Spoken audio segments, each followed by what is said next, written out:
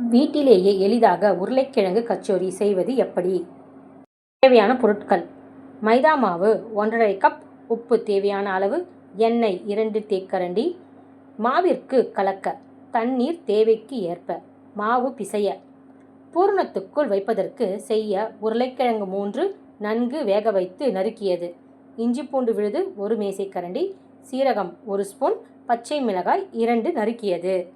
மிளகாய்த்தூள் 1, மஞ்சள் தூள் 1/4 ஸ்பூன், மல்லித்தூள் 1 ஸ்பூன், சாட் மசாலா 1/2 ஸ்பூன். விருப்பத்திற்கேற்ப. உப்பு தேவையான அளவு.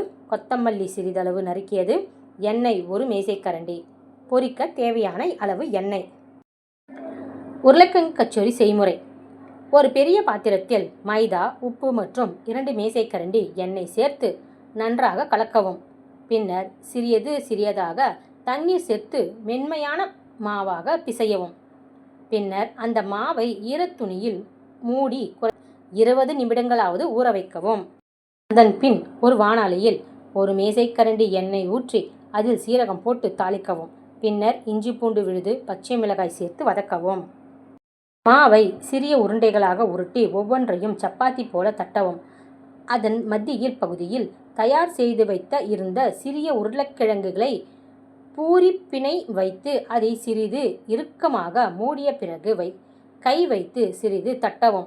தேவை என்றால் வேகமாக சுற்றி பரப்பவும்.